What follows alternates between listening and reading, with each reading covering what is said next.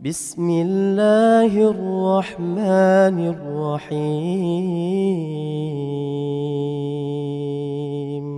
إن الحمد لله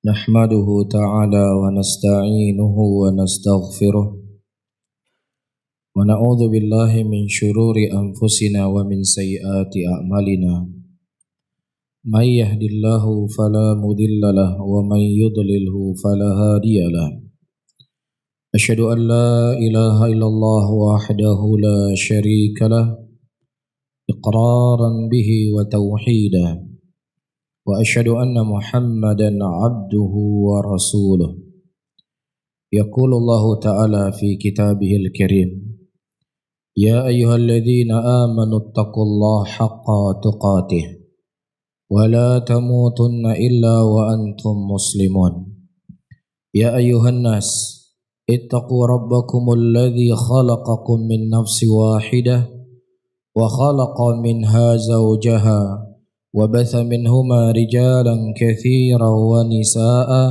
واتقوا الله الذي تساءلون به والأرحام إن الله كان عليكم رقيبا يا أيها الذين آمنوا اتقوا الله وقولوا قولا سديدا يصلح لكم أعمالكم ويغفر لكم ذنوبكم ومن يطع الله ورسوله فقد فاز فوزا عظيما فإن أصدق الحديث كتاب الله وخير الحديث حديث محمد صلى الله عليه وسلم وشر الأمور محدثاتها فإن كل محدثة بدعة وكل بدعة ضلالة وكل ضلالة في النار أعاذنا الله وإياكم عن النار. Saudara-saudaraku kaum muslimin, jamaah Jumat yang dirahmati oleh Allah tabaraka wa taala. Syekhul Islam Ahmad ibn Abdul Halim rahimahullah menyebutkan seluruh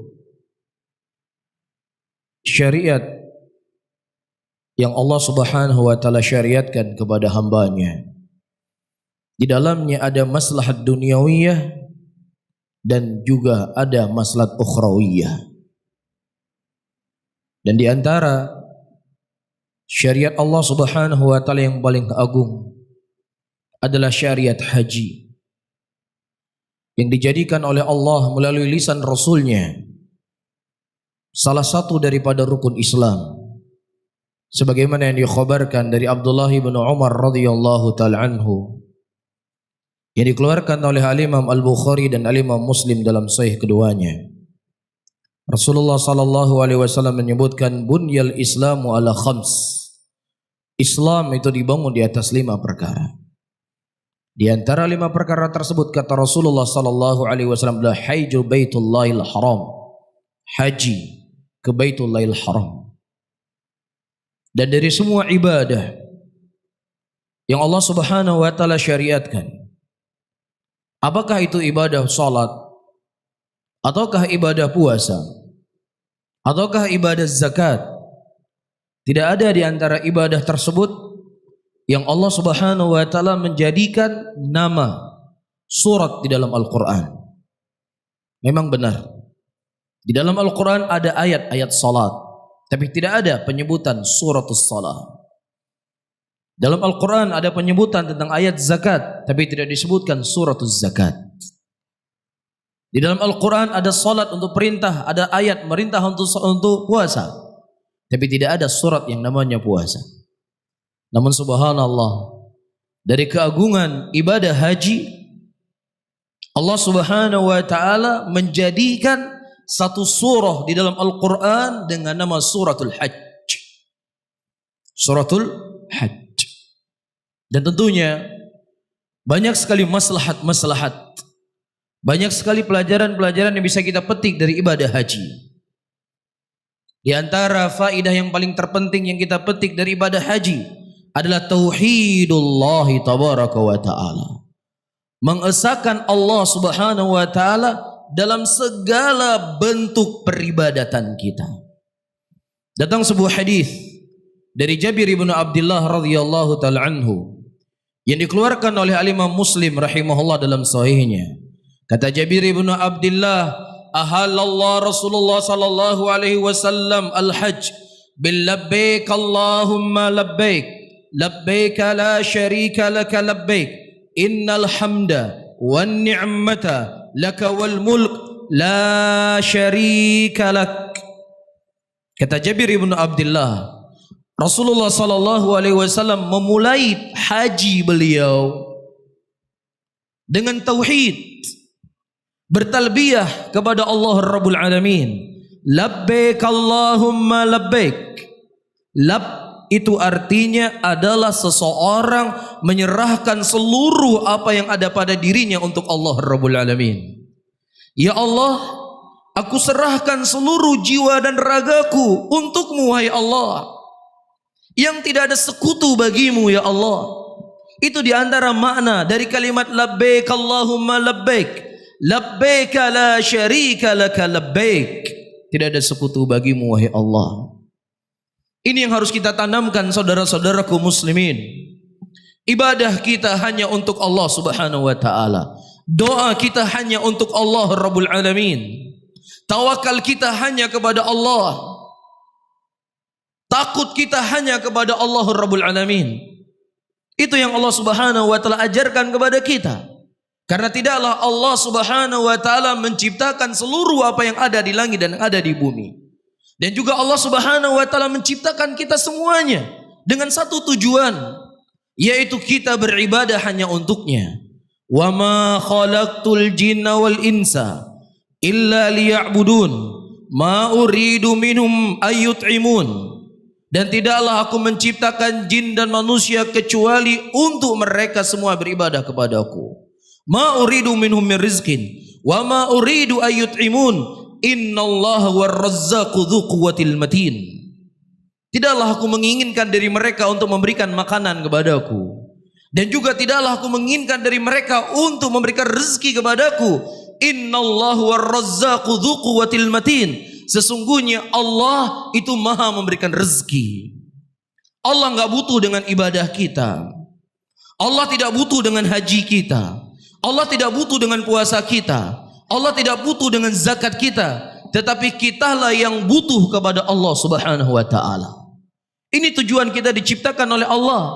Bukan kita diciptakan di dunia hanya sekedar untuk menikmati makanan, hanya sekedar untuk mencari rezeki, hanya saja sekedar untuk berfoya-foya. Tetapi semua itu Allah subhanahu wa ta'ala berikan kepada kita rezeki. Allah memberikan kepada kita air. Allah memberikan kepada kita segala bentuk kenikmatan, memudahkan kita sebenarnya untuk menjadikan Allah satu-satunya zat yang kita ibadahi. Yang kedua, di antara fungsi tauhid saudara-saudaraku muslimin yang dimuliakan oleh Allah, kalau kita membaca sejarah dari kehidupan para nabi dan kehidupan para rasul, seluruhnya mereka diperintahkan oleh Allah subhanahu wa ta'ala untuk mentauhidkan Allah Rabbul Alamin. Allah subhanahu wa ta'ala mengatakan dalam Al-Quran, وَلَقَدْ بَعَثْنَا فِي كُلِّ أُمَّةٍ رَسُولًا أَنْ يَعْبُدُوا اللَّهَ وَاجْتَنِبُوا الطَّاغُوتَ. Dan sungguh kami telah mengutus setiap umat seorang rasul, yang rasul tersebut diperintahkan oleh Allah untuk mengajak umatnya beribadah hanya kepada Allah subhanahu wa ta'ala, dan mengkufuri segala bentuk peribadatan kepada selain Allah. Bahkan kalau kita melihat dari sirah kehidupan Nabi kita Muhammad sallallahu alaihi wasallam, surah atau ayat yang pertama yang Allah turunkan, diangkatnya Rasulullah sallallahu alaihi wasallam sebagai rasul setelah Iqra bismi rabbikal ladzi khalaq, Allah menurunkan ya ayyuhal muddathir kum fa'anzir wa rabbaka fakabbir wa thiyabaka fatahhir war rujza fahjur. Wahai orang yang berselimut, bangunlah, sucikanlah hatimu, sucikanlah jiwamu, dan berilah peringatan.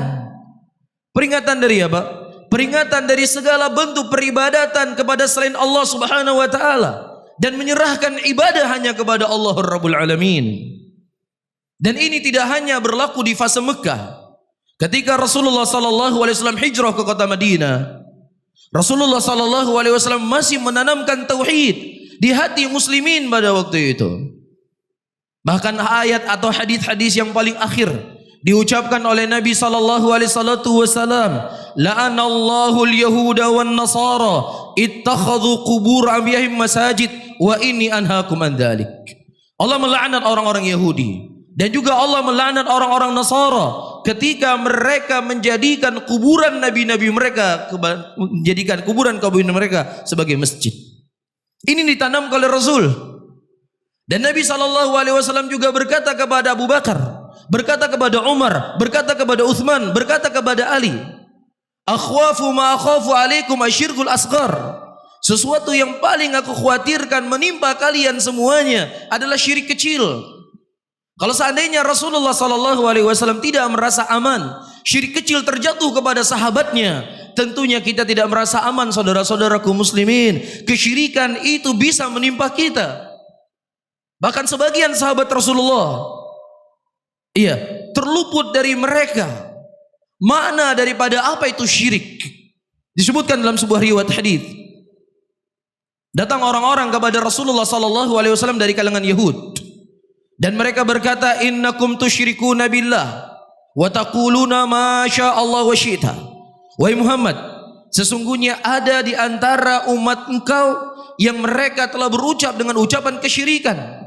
Mereka berkata, ma syaa Allah wa syi'ta.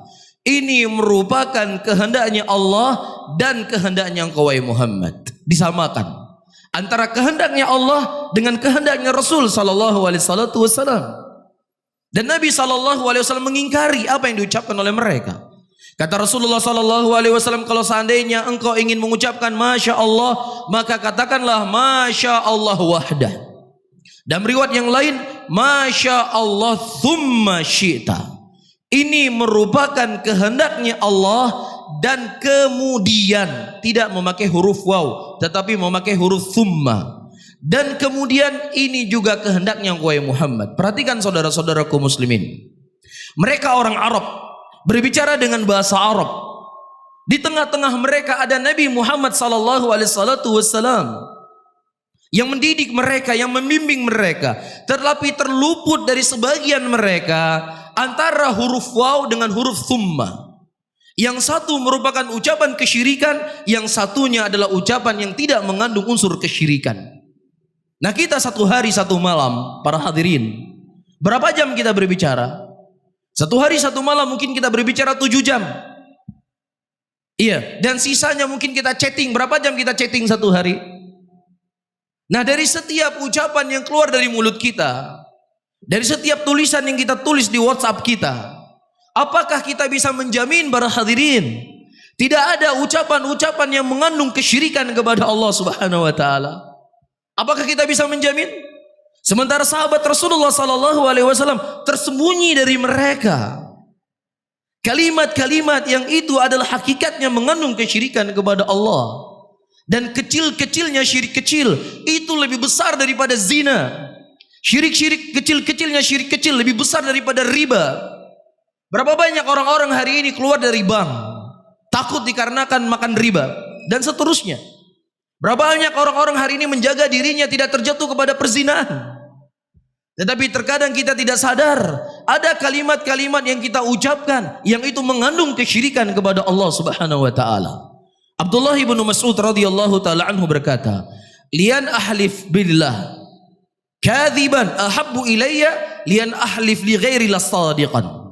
Dengan aku bersumpah nama Allah, dengan nama Allah itu dan dalam keadaan aku berbohong itu lebih aku cintai dibandingkan aku bersumpah dengan selain nama Allah tapi aku jujur. Ya, bersumpah dengan nama Allah itu tauhid. Berdusta itu bohong.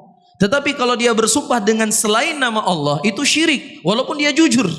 Itu dosanya lebih ringan. Namun para hadirin, hari ini kita hidup di tengah masyarakat. Tauhid dianggap sebagai kesyirikan. Kesyirikan dianggap sebagai tauhid. Cuma dengan satu kalimat. Apa kalimatnya? Kearifan lokal. Di mana bumi kita pijak, disitulah langit kita junjung.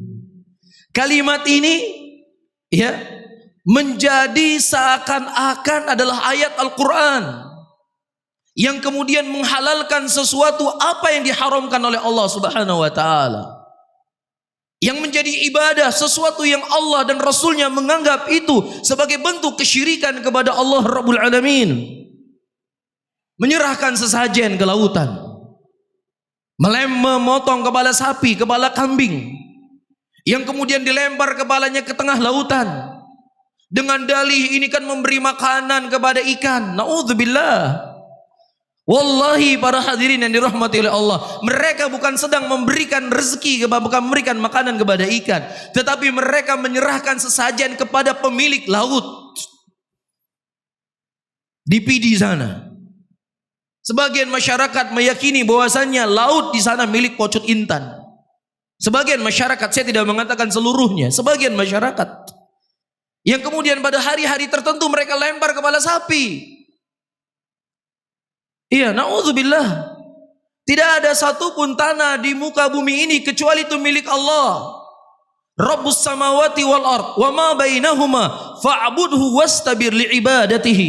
Allah adalah pemilik langit dan bumi dan apa yang ada di antara keduanya, maka ibadahilah Allah Subhanahu wa taala. Orang-orang musyrikin di zaman Rasul, para hadirin, Abu Lahab, Abu Jahal dan lainnya dari kalangan musyrikin, kalau ditanya kepada mereka siapa yang mengatur alam semesta ini, mereka yakin bahwasanya Allah yang mengatur alam semesta ini. Allah Subhanahu wa taala menyebutkan ayat ini dalam masalah ini dalam Al-Qur'an. Wa may yudabbirul amra, siapa yang mengatur alam semesta ini? Mereka menjawab fasayaqulunallah. Mereka pasti akan menjawab bahwasanya mengatur alam semesta ini adalah Allah. Tetapi kalau kita tanya kepada orang yang mengaku Islam pada hari ini, siapa yang memiliki jalan dari Banda Aceh menuju ke Luxmawe? Kata mereka yang memberikan keamanan kepada kita di jalan ini adalah kuburan 7. Kalau kita tanya kepada orang yang tinggal di Laut Selatan, siapa pemilik Laut Selatan? Mereka akan mengatakan Nyai Loro Kidul. Bahkan sebagian masyarakat di mereka punya keyakinan Salawah juga punya pemiliknya. Oleh karena itu ketika mereka datang ke hutan, terkadang mereka membakar ranting-ranting, meminta izin kepada pemilik hutan. Na'udzubillah. Ini merupakan penyerahan ibadah kepada selain Allah Rabbul Alamin. Ini tidak dibolehkan, ini tidak dibenarkan saudara-saudaraku muslimin. Ibadah kita hanya untuk Allah. Dan itu yang selalu kita baca dalam salat kita. Iyyaka na'budu wa iyyaka nasta'in. Hanya kepada Engkaulah ya Allah kami beribadah, dan hanya kepada Engkaulah ya Allah kami mohon pertolongan. Kita tidak mengajak muslimin hari ini untuk beribadah kepada kubur-kubur, ya, wali-wali kita, atau mengajak beribadah kepada ulama-ulama kita. Tidak. Kita hari ini mengajak muslimin untuk mensucikan ibadah mereka hanya kepada Allah Rabbul Alamin. Mereka berdoa hanya kepada Allah, bertawakal hanya kepada Allah, takut hanya kepada Allah, memohon hanya kepada Allah. Itulah hakikat dari kalimat talbiyah yang kita ucapkan. Labbaik Allahumma labbaik, labbaik la syarika laka labbaik. Ya Allah, kami datang menyambut seruanmu ya Allah, yang tidak ada sekutu bagimu ya Allah, tidak ada sekutu bagimu. Rasulullah sallallahu alaihi wasallam sebagai manusia yang paling terbaik di muka bumi ini, sebagai seorang rasul yang diutus oleh Allah Subhanahu wa taala, beliau tidak bisa memberikan manfaat dan juga tidak bisa menghilangkan mudarat dari kita, yang itu merupakan bagian kekhususan yang dimiliki oleh Allah. Allah Subhanahu wa taala memerintahkan rasulnya, "Qul la amliku li nafsi naf'a wa la dharra." Katakanlah ya Muhammad, katakanlah kepada mereka seluruhnya, umumkan kepada manusia semuanya, sesungguhnya aku tidak bisa menghilangkan mudarat pada diriku sendiri, dan aku tidak bisa memberikan manfaat pada diriku sendiri. Nah, kalau seandainya Rasulullah, seorang nabi, seorang rasul, manusia yang paling terbaik di muka bumi ini, ketika beliau masih hidup, beliau diperintahkan oleh Allah untuk mengumumkan ketauhidan kepada Allah. Mintalah sama Allah, mohonlah sama Allah Subhanahu wa taala. Ketika Rasulullah disebutkan dalam Sahih Bukhari, beliau disihir oleh seorang wanita penyihir. Rasulullah sebagai seorang manusia dan juga seorang rasul, beliau tidak tahu ya penyihir itu menyimpan buhul-buhul sihirnya di sebuah sumur. Allah memerintahkan Jibril untuk turun mengkhabarkan kepada Nabi Muhammad sallallahu alaihi wasallam, yang menunjukkan Nabi kita tidak tahu perkara gaib kecuali siapa yang telah Allah Subhanahu wa taala khabarkan.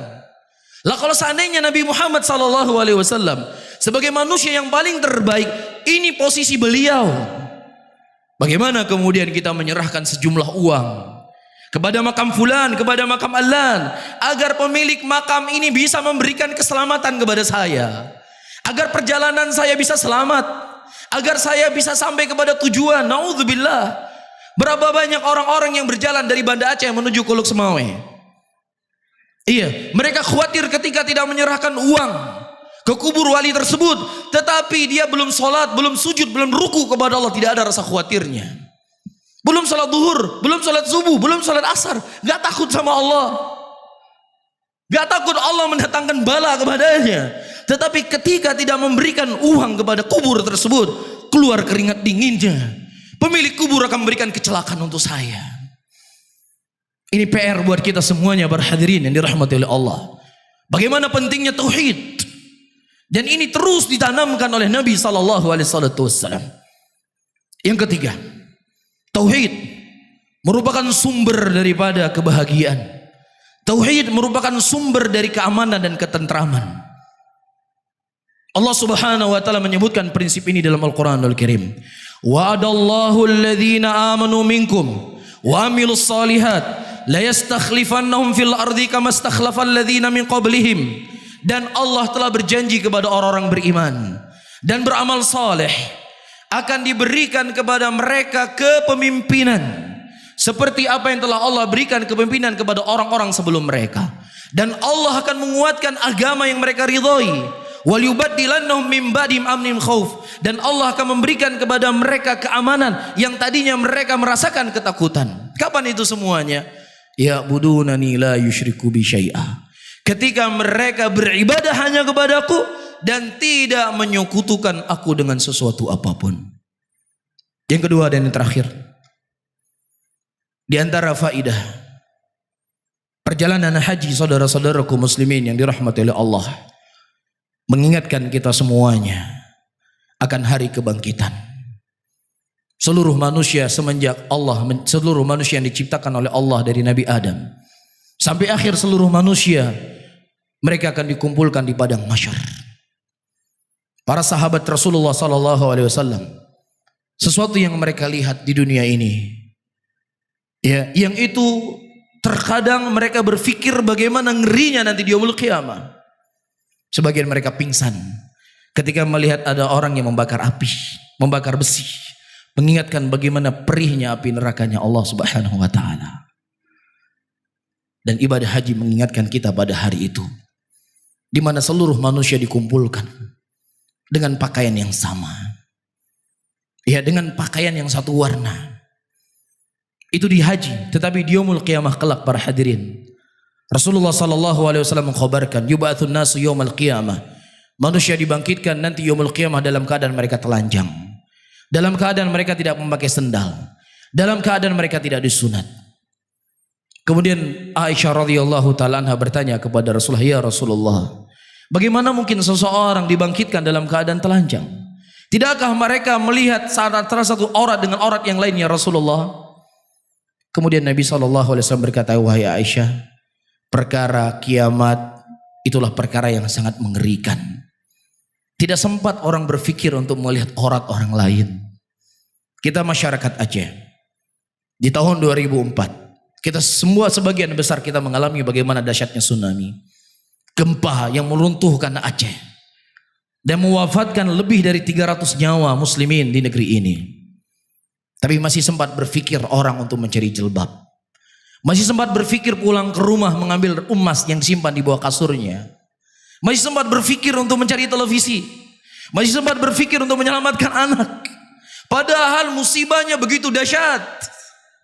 Tetapi subhanallah, yaumul qiyamah, apa yang kita bayangkan di yaumul qiyamah sesuatu yang mengerikan, maka kenyataannya lebih mengerikan apa yang kita pikirkan. Gak sempat seseorang melihat aurat satu dengan yang lainnya. Anak kita hari ini yang selalu mendukung kita, ibu kita yang hari ini selalu menjaga kita, bapak kita hari ini yang selalu melindungi kita, itu semuanya berlaku di dunia, tidak berlaku di akhirat saudara-saudaraku muslimin. Tidak berlaku di akhirat. Allah Subhanahu wa taala mengatakan dalam Al-Qur'an, "Yauma yafirru mar'u min akhi wa ummihi wa abihi wa sahibatihi wa bani likulli imri'in minhum yawma idzin sya'nu yughni. Hari di mana seseorang akan lari dari temannya, lari dari ibunya, lari dari bapaknya, lari dari saudara-saudaranya. Setiap orang pada waktu itu mereka sibuk untuk mengurusi diri-diri mereka sendiri. Jangankan kita manusia yang banyak dosa, jangan kita manusia yang banyak berbuat kezaliman, para nabi dan para rasul, Nabi Adam, Nabi Nuh, Nabi Musa, Nabi Isa. Datang orang-orang kepada Nabi Isa, datang orang-orang kepada Nabi Nuh, kepada Nabi Adam. Mereka meminta, wahai para nabi, wahai para rasul, mohonlah kepada Allah Subhanahu wa taala agar Allah Subhanahu wa taala segera melakukan persidangan. Kegalauan yang begitu luar biasa melanda manusia pada waktu itu. Apakah dia akan selamat masuk dalam surga ataukah dia akan celaka masuk dalam nerakanya Allah? Fariqun fil jannah wa fariqun fis sa'ir. Hanya dua kelompok. Satu kelompok masuk ke dalam surga, satu kelompok masuk dalam neraka. Dalam kehidupan kita sehari-hari, 2 hari lagi akan ada pengumuman penerimaan pekerjaan yang kita daftar. 2 hari sebelum pengumuman kita sudah galau. 2 hari pengumuman kita sudah tidak enak makan, tidak enak tidur, lulus atau enggak saya. Itu cuma pekerjaan. Kalau seandainya kita tidak mendapatkan pekerjaan di situ, mungkin kita akan dapat pekerjaan lebih baik. Tetapi ini para hadirin, kita menanti menunggu apakah masuk ke dalam neraka ataukah masuk ke dalam surganya Allah Subhanahu wa taala. Sehingga di tengah kegalauan ini mereka mendatangi para nabi tersebut. Dan nabi tersebut menjawab, Nabi Adam berkata, aku bukan orang yang pantas untuk kalian minta. Aku pernah makan sebuah buah yang ada dalam surga yang dilarang oleh Allah Subhanahu wa taala untuk makan. Aku makan. Beliau lupa, bukan sengaja membuat perbuatan ini, dan ini juga tidak dianggap sebagai dosa, dan beliau juga sudah bertobat kepada Allah karena satu kesalahan yang dilakukan oleh Nabi Adam yang beliau sudah bertobat kepada Allah. Beliau tidak berani mengangkat wajahnya meminta kepada Allah Subhanahu wa taala. Di mana posisi kita pada hari itu, saudara-saudaraku muslimin? Di mana posisi kita yang begitu banyak dosa yang kita lakukan hari ini, banyak kezaliman yang kita lakukan hari ini? Di mana kita pada waktu itu? Siapa yang bisa menolong kita? Siapa yang bisa menolong kita? Tidak ada satupun yang bisa menolong kita. Bahkan Nabi Muhammad SAW berkata kepada anaknya, Ya Fatimah, sallini ma syi'ta min mali, la ughni anki min Allah syai'a. Wahai Fatimah, mintalah harta yang kau inginkan dariku, aku akan berikan apa yang ku mampu. Tetapi adapun di hari kiamat kelak, aku tidak akan mampu bisa menolongmu wahai Fatimah, kecuali amalan soleh yang kau lakukan, keimanan yang kau lakukan. Harta yang kita miliki hari ini bisa membela kita. Jabatan hari ini yang kita miliki mungkin bisa menolong kita. Kedudukan yang kita miliki hari ini bisa memudahkan urusan kita. Tetapi di pengadilan Allah Subhanahu wa taala, berhadirin, itu semuanya tidak akan bermanfaat sama sekali. Tetapi yang bermanfaat adalah iman dan amalan soleh yang kita lakukan di dunia ini. Yauma la yanfa'u malun wala banun illa man atallaha biqalbin salim. Suatu hari yang tidak akan bermanfaat dari harta dan anak-anak yang dimiliki oleh seseorang kecuali siapa yang datang kepada Allah dengan hati yang selamat. Dan besok, para hadirin, adalah hari atau tanggal 9 Dzulhijjah, di mana Rasulullah SAW menyebutkan, siapa yang berpuasa pada pada 9 Dzulhijjah di hari Arafah, maka Allah akan mengampuni dosanya 1 tahun sebelumnya dan 1 tahun setelahnya.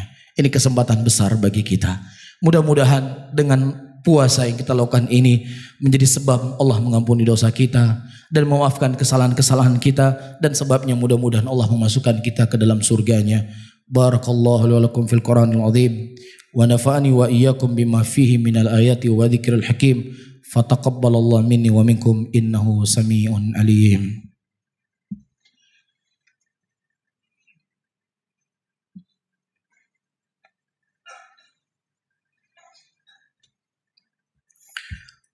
Alhamdulillah hamdan katsiran tayyiban mubarakan fih, mubarakan alaih, kama yuhibbu rabbuna wa yarda.